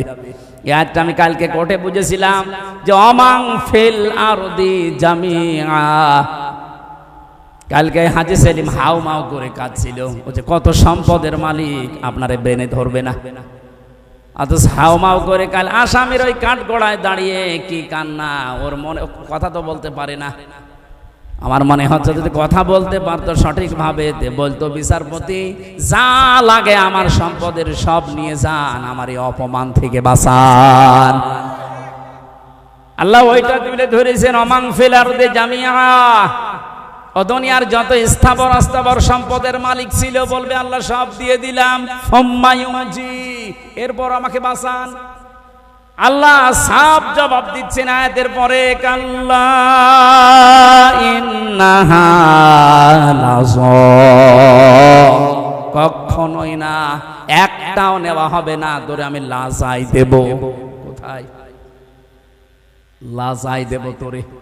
লাজা কি? জাহান্নামের যে 7টা দরজার নাম আছে, হোতামা, হাবিয়া, সাকার, সাঈর, জাহিম, জাহান্নাম আর লাজা, একটা দরজার নাম। এ ভুলটা নিরসন করা দরকার, অনেকে জানেন না। জাহান্নাম কয়টা বলেন তো? একটা। জান্নাত একটা, কিন্তু এদের স্তর আলাদা। জাহান্নামের স্তর দরজা 7টা, আর জান্নাতের স্তর আমি কোরআনে পেয়েছি 100টার উপরে। প্রশ্ন আসতে পারে সেই 1 থেকে পড়ছি যে জান্নাত 8টা, জাহান্নাম 7টা। না, কোরআনে কারীম জানিয়েছে লাহা সাবাতু আবওয়াব লিকুল্লি বাবিম মিনহুম জুজউম মাকসুম। সূরা হিজরের 44 নম্বর আয়াত, 14 নম্বর পারার 3 নম্বর পৃষ্ঠা 7 নম্বর লাইনে আছে। আল্লাহ পাক বলেন জাহান্নামের দরজা 7টা। জাহান্নামের দরজা কয়টা বলেন? বলেন। লিকুল্লি বাবিম মিনহুম জুজউম মাকসুম। পৃথিবীতে যে যেই ধরনের অপরাধ করেছে তাকে আল্লাহ ওই দরজা দিয়ে প্রবেশ করাবে। আদালত তো আমি দেখলাম কালকে একটা, কিন্তু যেই ধরনের আসামি তাকে ওই আদালতে নিয়ে বিচার করা হয়। স্কুল আমরা দেখি, একটা স্কুল 10টা ক্লাসরুম, 1 থেকে 10 পর্যন্ত পড়ানো হয়। যে যেই ক্লাসে পড়ে ওই দরজা তার জন্য নির্ধারিত আছে না নেই? ক্লাস 3-তে পড়ে বা 7-এ যে ক্লাস করতে পারবে। দুনিয়াতে আপনি যেই ধরনের অপরাধ করবেন আল্লাহ কিয়ামতে ওই ধরনের দরজা দিয়ে জাহান্নামে আপনাকে প্রবেশ করাবে। এখানে যেটার নাম আছে এটা 3 নাম্বার, এর নাম লাজা। নাম কি বলেন? বলেন। এ লাজায় আল্লাহ দেবের কাদের? এখানে 3টা গুণের নাম আছে, একটু মিলান তো নিজেদের সাথে। আমাদের ভেতরে যদি এই গুণগুলো থাকে আমরা কিন্তু অলরেডি জাহান্নামে লাজা যে দরজা এর উপযুক্ত হয়ে আছি। 1 নম্বরে আল্লাহ পাক বলেন নাযাআতাল লিশাওয়া। এটা এক কঠিন ভয়ঙ্কর জায়গায় লাজাটা, ওর ভেতরে প্রবেশ করলে আগে চামড়া খসে যাবে। শুনতে যত সহজ মনে হইল, বাস্তবতা কি অত সহজ? পৃথিবীতে এমন কোন ঘর আছে যে ঘরে ঢুকলে চামড়া উঠে যায় না? মাঠের নিচে যেই কয়েকদিনই ছিলাম, ওরা প্রতিদিন মাঝে মাঝে আসতো আমারে, বলতো হুজুর আমরা এই যে এইগুলো দিয়ে নখ তুলি আর এগুলো দিয়ে চোখ তুলি, রিমান্ডে যে শাস্তি দেওয়ার জিনিস আছে আমার দেখাইতো, আমি যেন ওদের ওই ভয়তে সব বলে দেই। ওরা যেগুলো মিথ্যা আমারে বলতে বলতো না এগুলো এত মিথ্যা আমি বলতে পারবো না। যে বিষয়গুলো দেখিয়েছে যতক্ষণ পর্যন্ত শরীরে টাচ না করেছে একটা জিনিস আমার শরীর থেকে খসে নাই। আল্লাহ বলেন এমন লাজায় আমি দেব, প্রবেশ করতে দেরি সঙ্গে সঙ্গে তো চামড়া সব খুলে যাবে। কাকে ডাকবে এই লাজায় জানো? তাদউ মান আদবার ওয়া তাওয়াল্লা যে মানুষগুলো এই পৃথিবীর ময়দানে সত্যের দিকে আহ্বান করার পরও অ্যাবাউট টান করে পেছন ফিরে মুখ ফিরিয়ে চলে গেছে, এ বাংলাদেশে এই চরিত্রের মানুষ বেশি। চোখে আঙ্গুল দিয়ে দেখানো হয় এটা সত্য পথ, এটা ন্যায়ের পথ, জানার পরেও অনেকে অ্যাবাউট টান করে অহংকার করে মুখ ফিরিয়ে চলে যাচ্ছেন। এটা যে কত বড় অপরাধ। কোরআনে কারিমের সূরা আরাফ 14 নম্বর পারার 14 নম্বর পৃষ্ঠার 7 নম্বর লাইনে 40 নম্বর আয়াত আল্লাহ নাযিল করেছেন এই জন্যই, ইন্নাল্লাযীনা কাযযাবু বিআয়াতিনা ওয়াস্তাকবারু আনহা লা তুফাত্তাহু লাহুম আবওয়াবুস সামা ওয়া লা ইয়াদখুলুনাল জান্নাহ। নরসিংদীবাসী একটু খেয়াল করেন, নিশ্চয় যারা আল্লাহর আয়াতকে মিথ্যা প্রতিপন্ন করে, মিথ্যা মনে করে। আপনারা বলতে পারেন কয় আল্লাহর আয়াত তো মিথ্যা মনে করি না, মিথ্যা প্রতিপন্ন করি না, তে শোনার পর আপনি ঘাড় ঘুরিয়ে চলে যান কোন কারণে? এইটাই তো মিথ্যা প্রতিপন্ন করা। আস্তাকবারু আনহা, আল্লাহর আয়াত শোনার পরে অহংকার করে মুখ ফিরিয়ে চলে যাওয়ার সময় আবার টিটকারি মারতে মারতে যায়। এদেশে নেই? কথা বলেন না কেন? আছে। আপনি এখন চার দোকানে যান, দেখেন কি গীবত হচ্ছে ওখানে। আল্লাহ পাক বলেন আস্তাকবারু আনহা, শুধু চলে গেলে তো হয় না, অহংকার করে যাওয়ার সময় মুখ ফিরিয়ে চলে যাচ্ছে। ওয়ালা ইয়াদখুলুনাল জান্নাহ, এই মানুষগুলোর জন্য আমি আল্লাহ জান্নাত বরাদ্দ করি নাই। ইয়াদখুলুনা মুজারে বর্তমান ভবিষ্যৎ, প্রেজেন্ট ফিউচার। মারা গেলে জান্নাতে যাচ্ছে না, ভবিষ্যতেও যাবে না। আকাশের কোনো দরজা এদের জন্য খোলা নেই। আবওয়াব, বাবের বহুবচন আবওয়াব, একটা দরজাও খোলা থাকবে না, সব বন্ধ আপনার জন্য। কতদিন পর্যন্ত আপনি জান্নাতে যেতে পারবেন না? আল্লাহ একটা উদাহরণ সেট করেছেন, হাত্তা ইয়ালিজাল জামালু ফি সাম্মিল খিয়াত, যতদিন পর্যন্ত উটে সুসের ছিদ্র দিয়ে উট প্রবেশ করে যেতে না পারে ততদিন আপনি জান্নাতে যেতে পারবেন না। এই উদাহরণটা আল্লাহ সেট করলেন কেন? কারণ বাস্তবে আমরা যেটা দিয়ে বুঝি ভালো, ওই উদাহরণ আল্লাহ ওই বিষয়ের আগে সেট করে দেয়। আমরা এটা বুঝলাম কোনদিন সুসের ওই ছিদ্র দিয়ে উট প্রবেশ করা সম্ভব? আরো জোরে বলেন। আল্লাহর কোরআন শোনার পরে যারা অহংকার করে মুখ ফিরিয়ে চলে যাচ্ছেন, জান্নাতে যাওয়া আপনার জন্য এইরকম অসম্ভব। ওয়াকাযালিকা নাজিজিল মুজরিমিন, আল্লাহ পাক বলেন জালেম মুজরিম যারা, পাপিষ্ঠ যারা, এদেরকে আমি এভাবেই শাস্তি দিতে থাকব। লাহুম মিন জাহান্নামা মিহাদু ওয়া মিন ফাওকিহিম গাওয়াশ ওয়া কাযালিকা নাজজিজ যালিমিন। এই মানুষগুলোকে যখন কবরে রাখা হবে, সঙ্গে সঙ্গে আমি আল্লাহ জাহান্নামের চাদর ওর গায়ে পরিয়ে দেব, বিছানা বিছিয়ে দেব জাহান্নামের আগুনের বিছানা। আজ এই সমস্ত জালেমগুলো আল্লাহর আয়াত অস্বীকারী, অহংকার করে মুখ ফিরিয়ে চলে যায় যারা, এরা মারা যাওয়ার পরে দেখি ওপরে ফুলের স্তূপ পড়ে যায়। ওপরে আপনি ফুল যতই দেন, নিচে আল্লাহ আগুন লাগিয়ে দেবে। এই জন্য আমাদের সাবধান, আমরা যেন এই দুইটা আচরণ না করি। কোরআন শোনার পরে আবার টান করে চলে যাওয়া, অহংকার করা। 3 নম্বরে আল্লাহ পাক বলেন দুনিয়ায় যারা মাল সম্পদ জমা করত আর সংরক্ষিত করার জন্য যারা চেষ্টা চালাতো, জালেমরা যা করেছিল হাত ছাড়া হয়ে যাবে কোনোদিন ভাবে নাই। কথা বলেন না কেন? সারা জীবন মনে করেছিল এটা স্থায়ী, এ কোনো দিন আমার হাত থেকে যাবে না। দুনিয়ার জীবনটা এরকম, আপনি কোনো কিছু স্থায়ী ভাবে রাখতে পারবেন না। আর পৃথিবীর নিয়মটা আল্লাহ এমন ভাবে বানিয়েছেন, কোন জিনিস যদি এক জায়গায় রাখেন দেখবেন নষ্ট হয়ে যাচ্ছে। লোহা যদি এক জায়গায় রাখেন, ব্যবহার না করেন, ঠিক থাকবে না জং ধরবে? এই কথা বলেন না কেন? আপনি পৃথিবীর সব জিনিস মিলাবেন, পানি যদি আপনি এক জায়গায় বেঁধে রাখেন ঠিক থাকবে না নষ্ট হয়ে যাবে? পচন ধরবে, দুর্গন্ধ তৈরি হবে, পোকামাকড় তৈরি হবে। আর ছেড়ে দেবেন, যত ছাড়বেন তত সুন্দর স্বচ্ছ নির্মল পানি আসতে থাকবে। এলেম যদি কেউ এক জায়গায় রাখে ওইটাও নষ্ট হয়ে যায়, জানা এলেম মানুষ ভুলে যায়। যত প্রচার করবেন, যত ওর উপরে কাজ করবেন, তত এলেম আল্লাহ আপনাকে বাড়িয়ে দেবে। টাকা পয়সা যদি কেউ এক জায়গায় রাখে ওইটাও নষ্ট হয়, শত্রু পয়দা হয়। যত ছাড়বেন ওই জায়গা আল্লাহ পূরণ করার জন্য উপর থেকে পাঠাতেই থাকবে, এইটাই নিয়ম। ক্ষমতাও তো আল্লাহ ওইভাবেই দিয়েছিলেন, আর আপনি ওইটাকে পেয়ে ইহসাবু আন্না মালাহু আখলাদা মনে করেছিলেন এই ক্ষমতা মনে হয় চিরস্থায়ী, আর কোনোদিন ছাড়া লাগবে না। পৃথিবীর কোনো কিছুই তো এক জায়গায় থাকে না, রাখলেও নষ্ট হয়ে যায়। ক্ষমতাও এক জায়গায় রেখেছিলেন, এমন ভাবে নষ্ট হয়েছে এখন নামও করতে পারছেন না।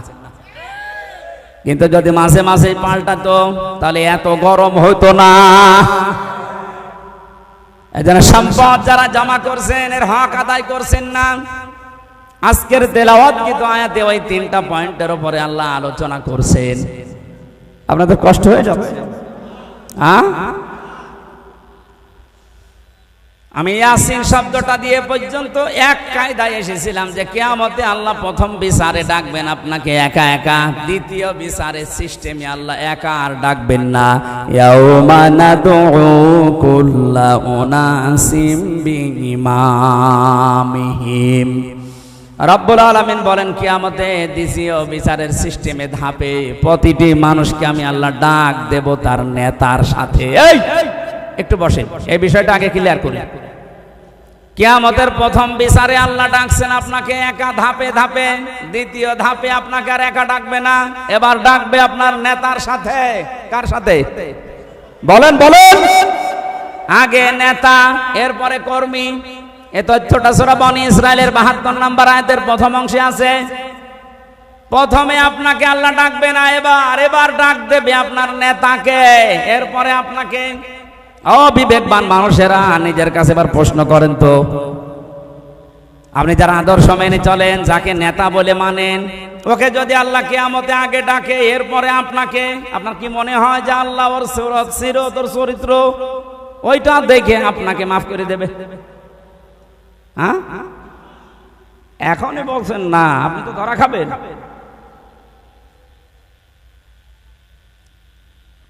আপনি এই যে মানুষগুলোর দিকে তাকান, কত আগ্রহ নিয়ে এদিকে তাকিয়ে বলছেন না, কারণ আমি যারে মেনে চলি, যার আদর্শ মানি, ওকে আল্লাহ যদি আগে ডাকে আর আমাকে যদি পেছনে রাখে, ওর চেহারা দেখে আল্লাহ রাগ হয়ে যাবে। কথা বলেন না কারণ? ওর চেহারা দেখে যদি আল্লাহর রাগ হয়ে যায় তো পেছনে আর তাকাবে না, ওরে সেখানে দেবে, আপনারাও দেবে ওখানে। এই জন্যই বলছে আদর্শ ঠিক করা লাগবে এক্ষুনি। বাড়ি যেয়ে ঠিক করবেন না, এক্ষুনি সিদ্ধান্ত নিয়ে যান। ইয়াসিন বলে আল্লাহ যাকে ডাক দিলেন, তাকে ছাড়া দুনিয়া আমি আর কাউকে আদর্শ মানি না। আমি জানি যারা ঠিক বলছেন এ কথার অর্থ বোঝেননি। এটা বাস্তবে যদি আপনি নিয়ে যেতে পারেন, এ মাহফিল সাকসেস হবে। যে 7টা নামে ডাক দিয়েছেন রাসূলকে, কোন অপমান, কোন অপদস্থ না খেয়ে থাকবেন না, মায়ের খাবেন না, কেউ চোখ রাঙানি দেবে না। যে কথাগুলো আল্লাহ জানিয়েছিলেন, তহা মা আনজালনা আলাইকাল কুরআনা লিতাশকা, যে ব্যাখ্যাটা দিয়েছি অল্প সময়ে, আল্লাহ আমাদেরকে সহজ সরল ভাবে বুঝে মানার তৌফিক দিন, যেন কোনদিন মুহাম্মদুর রাসূলুল্লাহ বাদ দিয়ে অন্য কাউকে আমি না মানি। মেনে নিতে পারবেন তো? সূরা আরাফের একটা মাত্র আয়াত পড়েছি, তাও 4 ভাগের 1 ভাগ। আমি যতটুকু পারছি সামনে থেকে কথা বলার চেষ্টা করছি। 156 নম্বর আয়াত। হযরতে মুসা আলাইহিস সালামের জামানায় তিনি আল্লাহর কাছে দেখা করতে গিয়েছিলেন তার এলাকার 40 জন নকিব নিয়ে, প্রতিনিধি নিয়ে। ওখানে ঘুরে আসার পরে বিশাল ঘটনা তাফসিরে আছে। আমি শিক্ষার জন্য 3টা বিষয় বেছে নিয়েছি। আল্লাহ রাব্বুল আলামিনকে তিনি বললেন, ওয়াকতুব লানা ফি হাদিহি দুনিয়া হাসানা ওয়া ফিল আখিরাতি ইন্না হুদনা ইলাইক। হে আল্লাহ, তুমি আমাদের জন্য দুনিয়ার হাসানা লিখে দাও, আখিরাতের হাসানা লিখে দাও। হাসানা না হাসিনা? হাসিনা মানে সুন্দরী আর হাসানা মানে কল্যাণ। একজন দেখলেন দোয়া করছে রব্বানা আতিনা ফিদ দুনিয়া হাসিনা। হাসিনা না হাসানা? হে আল্লাহ, তুমি আমাদেরকে দুনিয়ার হাসানা লিখে দাও। কেন আল্লাহ অক্তব দিলেন? কাতাবা একতব মানে কেন দিলেন? কাতাবা ছাড়াও তো অনেক শব্দ আছে, ফারজন আছে, ফারজন না দিয়ে কাতাবা দিলেন। আমি যদি এই জমিটা আজকের মুরব্বীকে বলি এটা আমার জমি, 2 বিঘা জমি আপনাকে দিয়ে দিলাম, জান, এ মুখের কথার কোনো দাম আছে? কথা বলেন না কেন?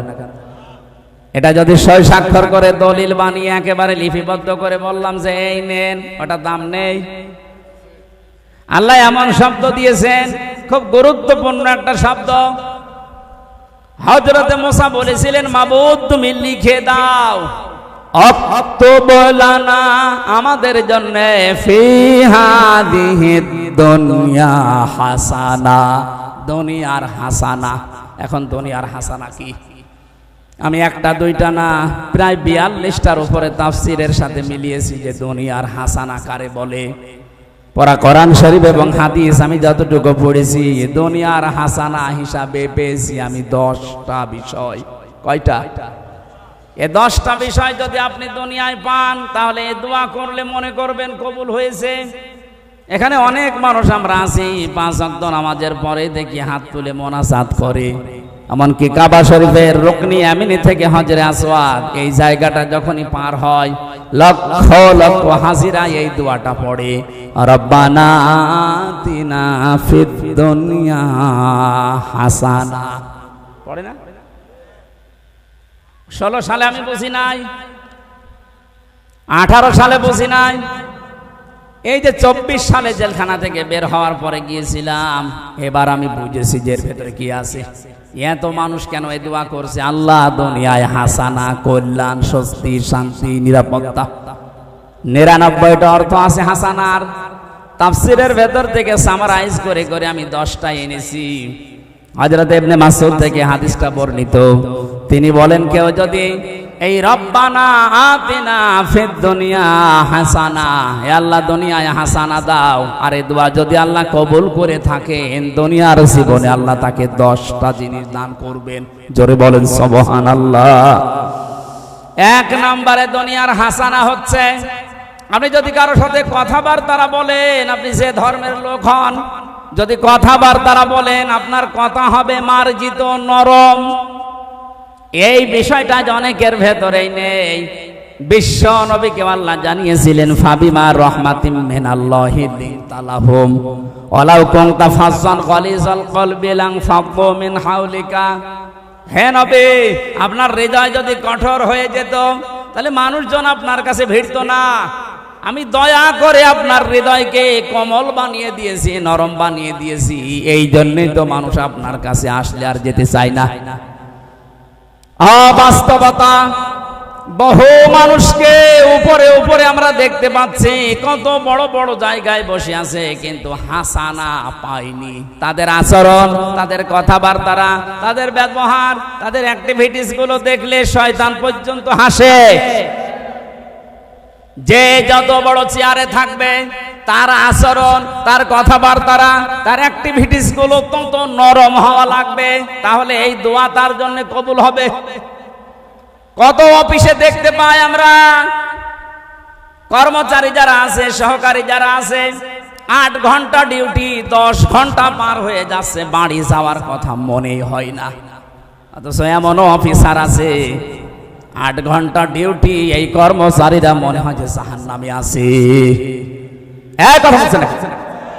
এই যে দোকানদার, এ দোকানে কর্মচারী আছে, 8 ঘন্টা ওর ডিউটি, মালিক এমন ভাবে গালিগালাজ করে, ব্যবহার করে, ও মনে মনে ভাবে আল্লাহ 8টা ঘন্টা পার হবে কখন।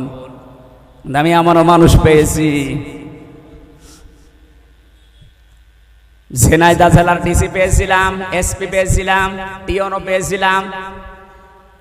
ব্যবহার এত সুন্দর, এত মার্জিত, ওর কাছে 8টা ঘন্টা মানুষের কেটে যাওয়ার পরে বের হয়ে বলো হুজুর স্যারের ব্যবহার এত সুন্দর, 8 ঘন্টা কখন কেটে যায় টের তো পাই না, মনে হয় 10-12 ঘন্টা ডিউটি করলে আমাদের ভেতরে কোনো ক্লান্তি আসে না। জেলখানায় আমরা যারা ছিলাম 3টা বছরের মাঝে, জামাতে ইসলামী বাংলাদেশের শ্রদ্ধাভাজন আমির ডাক্তার শফিকুর রহমান, এই লোকটাকে বাইরে থেকে যে যাই মনে করে, অনেকে মনে করে বাংলা শিক্ষিত মানুষে কি আর কি, আপনি মিশেছেন কোনো দিন? আমি প্রথমে তার সাথে ছিলাম 4 দিন। মানুষ যে এত নরম হতে পারে, অথচ উনি তো আমার মতো হামসানা, সারা দেশের জামাত ইসলামের মতো এত বড় সংগঠনের আমির, তার যে ব্যবহার, তার কমল সে এত হৃদয়, এত নরম। আমি হাত তুলে বসে আছি, আমার কোনো কান্নার ভাব নেই, অথচ লোকটা হাত তুলতে দেরি হতো, চোখে পানি আসতে দেরি হতো না। মানুষের ব্যবহার এত নরম হতে পারে, মাঝে মাঝে মনে করতাম আল্লাহ জান্নাতি মানুষ যদি আমার মনে হয় কাউকে দেখতে, এই লোকটার দিকে তাকালেই আমার মনে হয় এটা জান্নাতি মানুষ। আমি কোরআনের হাফেজ, আমি তাহাজ্জুদের 12 রাকাতে মাত্র 1.5 ঘন্টা 2 ঘন্টায় আমার শেষ হয়ে যেত, অথচ একটা জেনারেল শিক্ষিত একটা ডাক্তার সারা দিন উনি কোর্ট কাছারি করে এসে হাজিরা দিতে হতো, সেই কেন্দ্রীয় কারাগার থেকে কাশিমপুর থেকে আসতো এই সদরঘাটে। সারা দিন এই গাড়ি, যে গাড়ি ওর ভেতরে থাকলে এমনি মানুষ সিদ্ধ হয়ে যায়। সিট হচ্ছে টিনের সিট, আর যেভাবে ধাক্কা লাগে 4-5 ঘন্টা যাওয়া আসা করতে প্রায় 6-7 ঘন্টা সময় চলে যায়। শরীর তো ক্লান্ত হয়ে বসলেই ঘুম লেগে যাওয়ার কথা। আমার মতো যুবক মানুষ কোর্টে হাজিরা দিতে গেলেই পড়ে যেতাম। আর এই রকম ধরনের 70 বছর, প্রায় ওনার বয়স 65 থেকে 70 বছর, এ মুরব্বী মানুষটা এত কষ্ট স্বীকার করে এসে, তাও আমার তো 2টা মামলা, আর ওনার মামলা কত উনি নিজেও জানে না।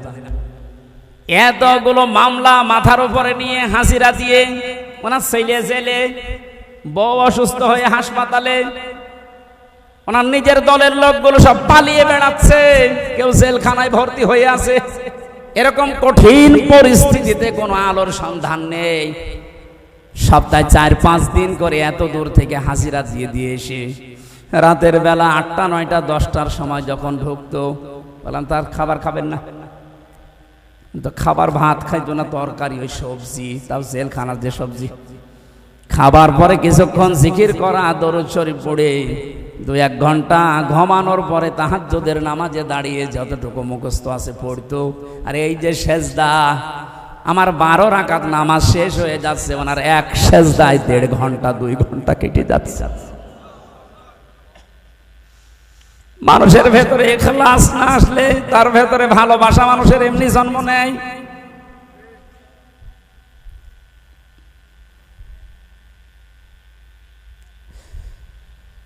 হাসানা দুনিয়ায় আপনি পাননি, আপনার ব্যবহারে মানুষ আপনার থেকে আরো দূরে চলে যায়। কোরআনে কারীম জানাচ্ছে ওয়াকুলু লিন-নাসি হুসনা, হে নবী মানুষের সাথে যখন কথা বলবেন হাসি মুখে কথা বলবেন, তাহলে একটা সাদকা দেওয়ার সওয়াব হবে। আল্লাহকে এখানে জানিয়েছে যে মুসলমানদের সাথে যখন কথা বলবেন হাসি মুখে বলবেন। লিন-নাসি লিল মুসলিমিনা দেয়নি। আমরা যারা দুনিয়ার হাসানা কামনা করি, খালি দোয়া করি আল্লাহ দুনিয়ায় হাসানা দাও, দুনিয়ায় হাসানা দাও, 1 নাম্বারটা তো এখনো পর্যন্ত পেলাম না। আমার ব্যবহারটা নম্র হওয়া লাগবে, আমার ব্যবহারটা নরম হওয়া লাগবে, তাহলে দুনিয়ার হাসানা আমরা পাবো।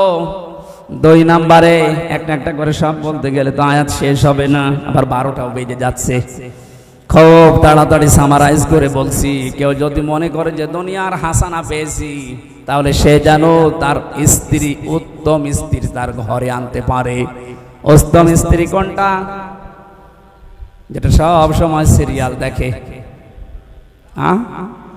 স্বামীর মুখে মুখে তর্ক করে, কোন জিনিস কম পড়লে শুধু বরদোয়া দেয়।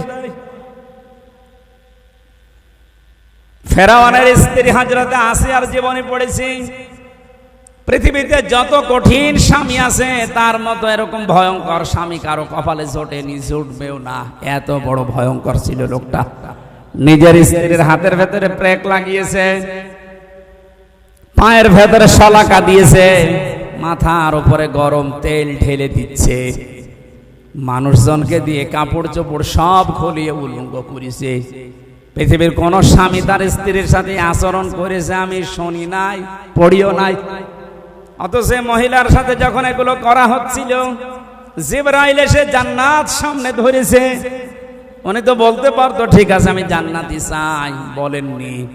আল্লাহকে ডাক দিয়ে বলেছিলেন রব্বি নাজ্জিনি, হে আল্লাহ তুমি আমাকে বাঁচাও আমার এই স্বামী এবং স্বামী যাদেরকে দিয়ে আমার উপরে অত্যাচার করাচ্ছে তাদের কবল থেকে তুমি আমাকে বাঁচাও, কিন্তু তুমি রাগ করে আমার স্বামীর উপরে গজব দিও না। নরসিংহের মা বোনেরা, কত বড় ভয়ঙ্কর অবস্থায় আছে আপনি একটু নিজেকে দাঁড় করান ওই জায়গায়। এত বড় কঠিন অবস্থায় থাকার পরেও শুধু নিজেকে বাঁচানোর আহ্বান জানিয়েছিলেন, মাবুদ তুমি আমাকে বাঁচাও কিন্তু আমার স্বামীর ওপরে তুমি গজব দিও না। আর আপনি একটা সাবান কম হলে বরদোয়া দেন, আপনি মানুষ।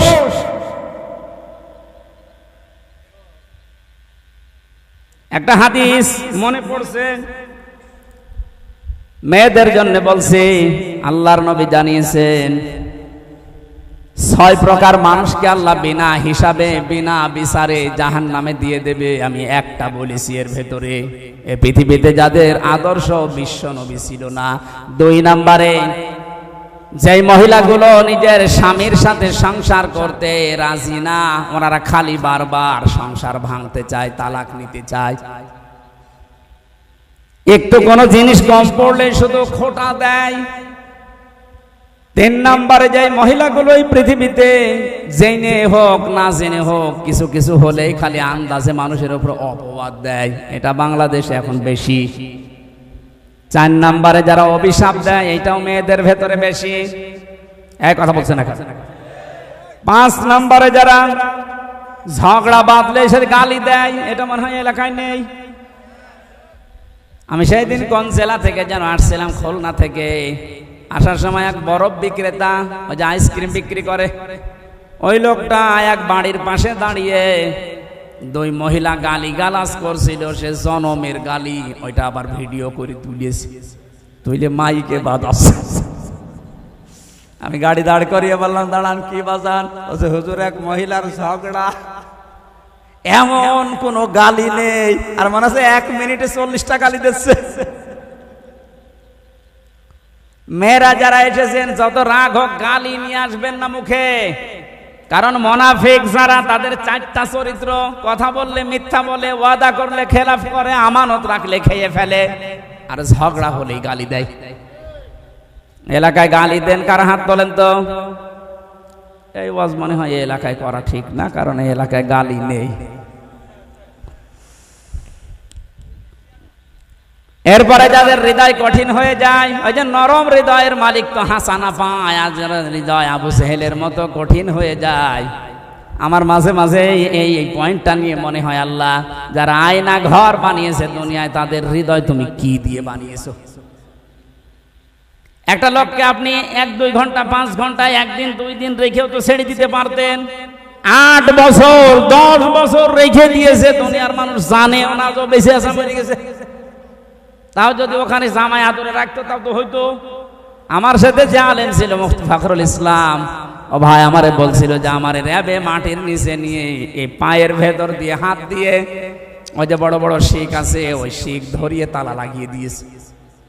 শোয়া কি জিনিস আমি কোনোদিন বুঝি নাই। মাঝে মাঝে ভাবতাম আল্লাহ আমাকে যত শাস্তি দেয় দিক, যদি একটু শুইতে দিত। বাস্তবতা কোথায় গিয়ে ঠিকেছে দেখেন। এমনিতেই যদি বসিয়ে রাখে ওই কবরের মতো জায়গায়, তাই তো পাগল হয়ে যাওয়ার কথা। এরপরে খাবারের যে সিস্টেম, যে খাবারে দিত মনে তো কেউ খেয়ে মনে হয় দিচ্ছে, মাকানো খাবার। একটা বাটির ভেতরে 4-5 রকমের তরকারি দিয়ে ডাল দিয়ে খাওয়া যায়। আর এইভাবে বা পায়ের ভেতর দিয়ে হাত দিয়ে যদি আপনি এখানে দরজার সাথে যে গ্লাফ আছে এইটা ধরে যদি আপনাকে এই হ্যান্ডকাপ লাগিয়ে বলে বসে থাকেন, টয়লেটে যাবেন সর্বোচ্চ 1.5 মিনিট সময় পাবেন। এভাবে যদি আপনি 5 দিন 7 দিন 10 দিন কষ্ট দিয়েও বলতেন যা সংশোধন হয়ে যাবে ছেড়ে দিলাম, একটা মানুষকে আপনি 8 বছর 10 বছর রাখলেন, আপনার মনের ভেতরে কোনো কিছু আসে নাই, আপনি আর মানুষ নেই, আপনি জানোয়ারের চাইতেও খারাপ হয়ে গেছেন। আল্লাহ যদি সব বিষয় আপনাকে মাফ করে দেয়, আয়না ঘরের কারণে আপনার বিচার হবে। যারা এর সাথে জড়িত প্রত্যেকের বিচার এই মুহূর্তে এক্ষুনি করা দরকার। আর কিয়ামত পর্যন্ত আয়না ঘর নামে বাংলাদেশে যেন কোনো কিছু না হয়। এই কথা বলে না কেন? এদের শাস্তি যদি ত্বরান্বিত করা না হয়, পরবর্তীতে কোন জালেম যদি আবার দেশে আসে, ওরাও কিন্তু আবার এরকম কিছু করবে। আপনি দোয়া করেন বারবার, আল্লাহ তুমি আমাকে হাসানা দাও। তো হাসানা আপনি কি নিচ্ছেন? আপনার হৃদয় তো এখনো পাথরের চাইতেও শক্ত। স্ত্রী হিসাবে যাকে নিয়ে এসেছেন, 4টা জিনিস দেখার জন্য নবীজি বলেছিলেন যে বংশ দেখবা, চেহারা দেখবা, সম্পদ দেখবা, আর দিনদারি দেখবা। উপরের 3টা যদি নাও পাওয়া যায়, যদি দেখো যে দিনদার পরিবারের মেয়ে নিয়ে আসবা, সংসারে শান্তি পাবা। এখন কার বাবা মা গার্জিয়ানরাও এটা চাই না, যারা বিয়ে করি আমরা তারাও চাই না। এই জন্য দুনিয়ার হাসানাও নেই। কোরআনে কারীম দোয়া শিখিয়েছে, মোনাজাত কর আমার কাছে, রব্বানা হাব লানা মিন আজওয়াজিনা ওয়া যুররিয়াতিনা কুররাতা আয়ুনি ওয়াজআলনা লিল মুত্তাকিনা ইমামা। আল্লাহর কাছে মোনাজাতে বলা হচ্ছে, মাবুদ তুমি আমাদেরকে দুনিয়ায় বউ দাও, এমন বউ দাও, এমন সন্তান দাও যাদের দেখলে আমার অন্তর জড়িয়ে যায়। জোরে বলেন আমিন।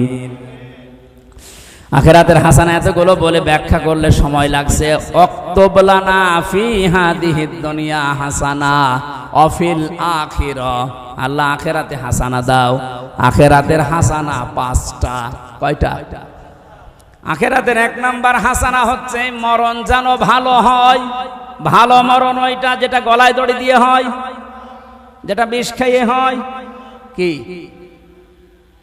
ভালো মরণ? ওইটা যেটা শাহাদতের মরণ হয়।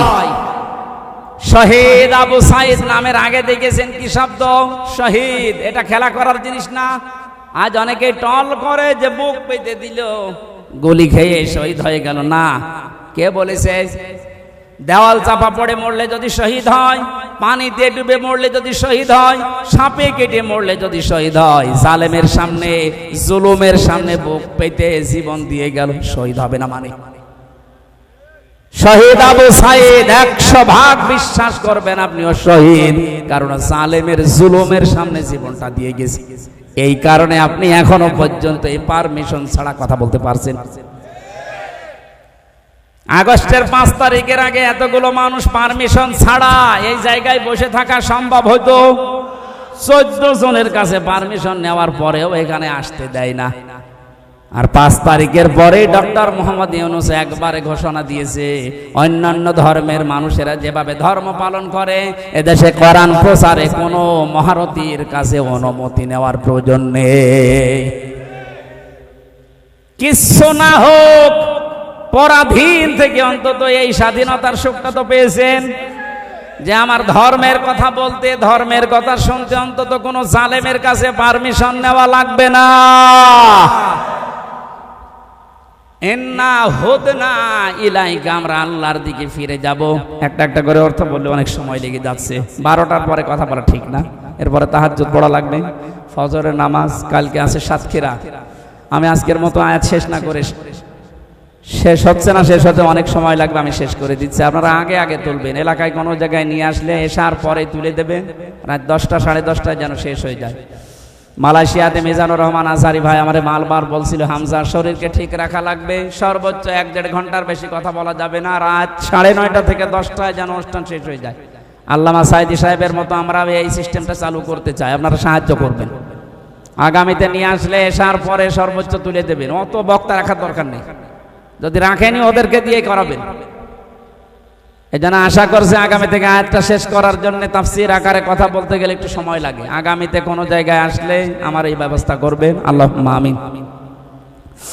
লা ইলাহা ইল্লা আনতা সুবহানাকা ইন্নী কুনতু মিনাজ জালিমিন। মাবুদ, নরসিংদী জেলার রায়পুরা থানা কোরআনে কারিমের আয়োজন করতে গিয়ে যারা শ্রম দিয়েছে এদেরকে তুমি কবুল করো। বড় আশা নিয়ে আমরা তোমার দরবারে হাত তুলেছি, আমাদের এই হাতগুলো তুমি মঞ্জুর করে নাও। দুনিয়ার হাসানা যেগুলো আমাদের জীবনে দিয়ে দাও, আখিরাতের হাসানা তুমি আমাদেরকে দান করো। আমরা তোমার দিকে ফিরে আসার সিদ্ধান্ত নিয়ে ফেলেছি আল্লাহ। চার মাসকে যেন দেখতে পারি বাংলাদেশটা তোমার কালাম দিয়ে চলছে। মা বোন যারা এসেছে ফাতেমার মতো, আয়েশার মতো বানিয়ে দাও। আল্লাহ তাআলা কোরআনের কথাগুলো সহজ সরল ভাষায় মানুষকে বোঝাতে পারি, নিজেও বুঝতে পারি, ওই রকম তৌফিক আমাকে ভিক্ষা দাও। আমার কণ্ঠটা তুমি ছেড়ে দাও। আল্লাহ কথা বললেই গলা ব্যথা হয়ে যায়, মেহেরবানি করে আমার কণ্ঠটা তুমি দয়া করে ভিক্ষা দাও। রব্বুল আলামিন, জালেমের হাত থেকে যখন আমাদেরকে মুক্তি দিয়েছো, কিয়ামতের আগে যেন এই দেশে কোনো জালেম আর ফিরে আসতে না পারে। বারাকাল্লাহু লানা ওয়া লাকুম ফিল কোরআনিল আযীম। কখন কার কাছে আজরাইল আসে জানি না, আজরাইল আসার সঙ্গে সঙ্গে যেন পড়তে পারি লা ইলাহা ইল্লাল্লাহু মুহাম্মাদুর রাসূলুল্লাহ।